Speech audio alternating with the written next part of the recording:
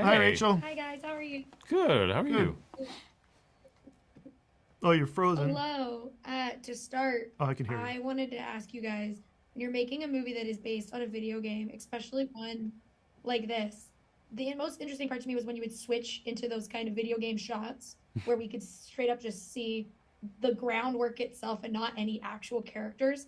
How much fun is it for you guys to find those moments in a video game adaptation so that people watching it can go, ah, that's like a game, and get Right. that excitement level while watching this movie? Well, the thing about the game is the game was so much like a movie. So it's like it was kind of like a love letter to horror movies. So we tried to keep that the movie is a love letter to horror movies, and try to keep that same vibe as the game, and you know, especially with the whole looping thing where you get to sort of try again, but it's a different night and different terrors.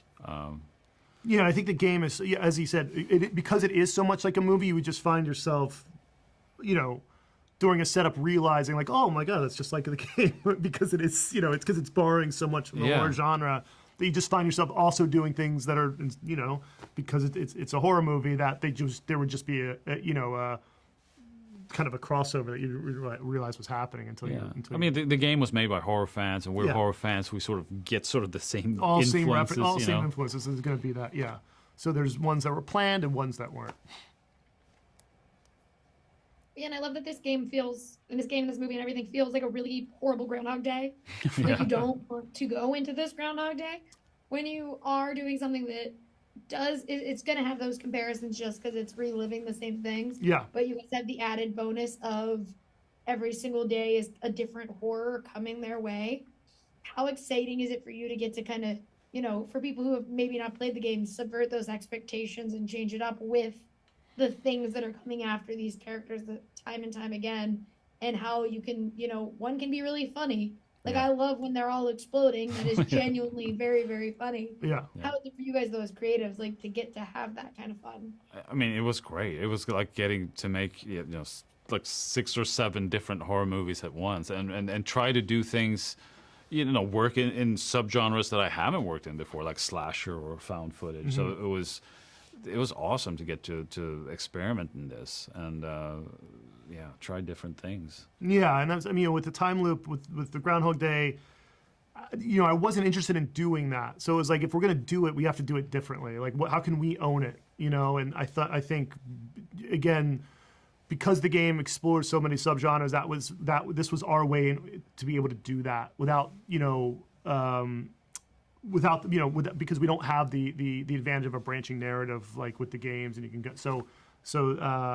so yeah, that made it different and exciting, and it was a lot of fun to write, because suddenly, you know, you're on page 40 and now it feels like a supernatural movie, not a slasher, you know.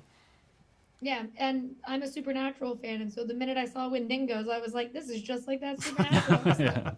But I did want to ask you guys, for a last quick thing, you mentioned the genres. Was there a genre that you both wanted to really kind of get into and you just couldn't hit that genre of horror movie with this, that you're like, well, if we had more time on the clock, we would 100% make them go into this genre of a horror movie? I mean, there was so much you could do. I mean, we got the best ones in there. We did shoot one other genre that didn't quite work out, so we took it out and putting it on the DVDs and the Blu-ray so you can see what it was.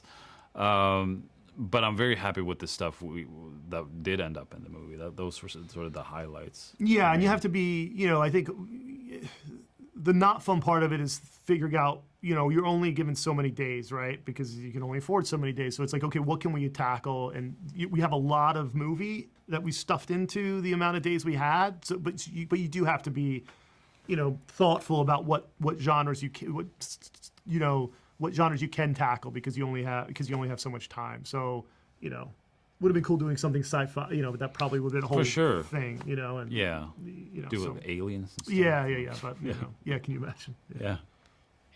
The sequel, in the same Yeah. Well, I really liked this movie. This was my first time interacting with Until Dawn as a concept. Oh, cool. I had a lot of fun with it. And so thank you guys so much for talking with me today. I really appreciate it. Oh, thanks for talking with us. Thanks so much. Of course. Thank you guys. Have a great day. Bye. You too.